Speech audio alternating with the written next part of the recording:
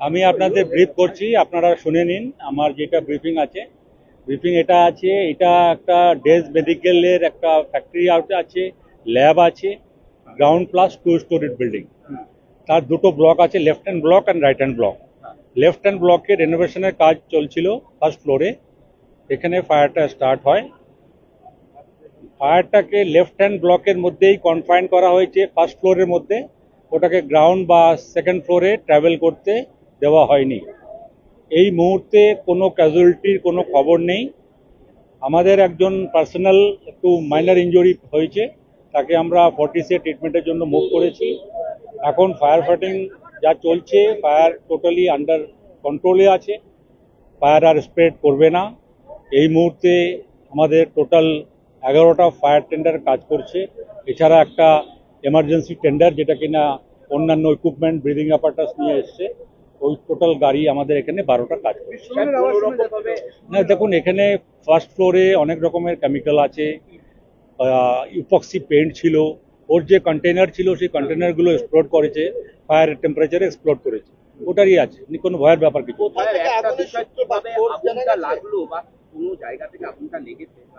আমি তো বললাম যে ফার্স্ট ফ্লোরে কিছু রেনোভেশনের কাজ চলছিল, খুব সম্ভবত সেখান থেকেই ফায়ারটা স্টার্ট হয়েছে, কিন্তু সেটা এখনই কনফার্ম বলা যাচ্ছে না। ওটা matter of investigation, fire fighting complete হবে, তারপরে সেই ব্যাপারটাকে আমরা বুঝিয়ে দেবো।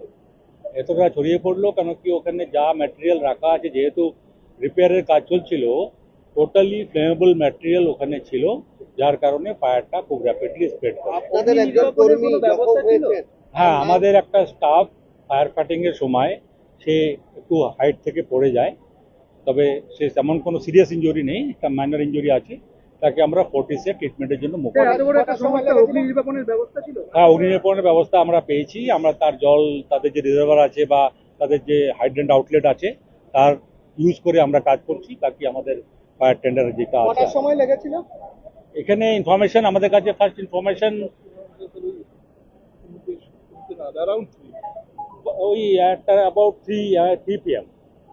দোতলা থেকে আগুন কোথায় কোথায় ছড়িয়েছে? না, আগুন কোথাও ছড়ায়নি, ফার্স্ট ফ্লোরেই ফায়ারটা স্টার্ট হয়েছে, ফার্স্ট ফ্লোরেই ফায়ারটাকে কনফাইন করা হয়েছে, ফায়ার কোথাও স্প্রেড করা। ফার্স্ট ফ্লোরে পুরোটাই কি ভস্মীভূত হয়ে গেছে? না না না, একটা কর্নার, লেফট হ্যান্ডের একটা কর্নার।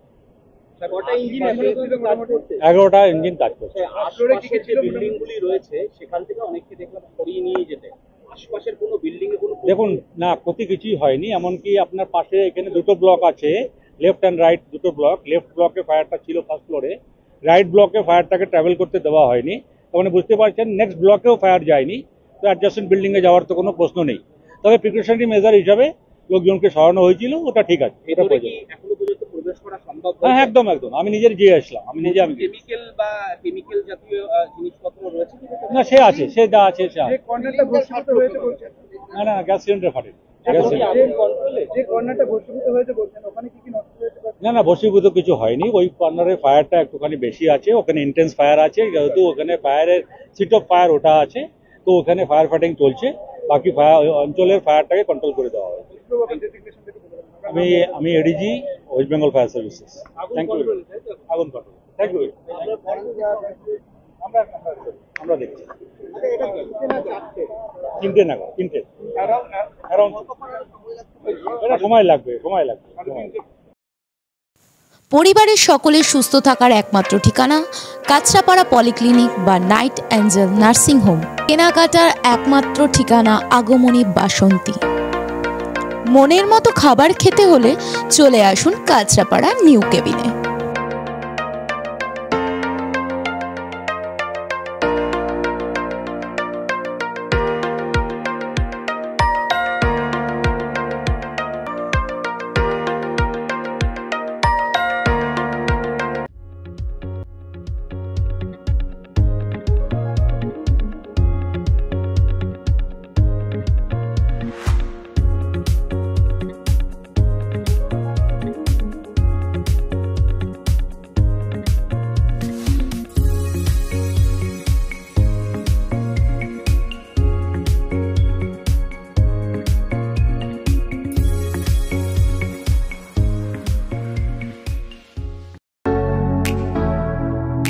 কেসরি লাইট হাউস এবং কেসরি লাইট হাউস নিজেদের রান্নাঘরকে আরো অত্যাধুনিকভাবে সাজাতে সমস্ত কিছু পেতে চলে আসুন নৈহাটি গৌরীপুর চৌমাথা বাজার কেসরি লাইট হাউস।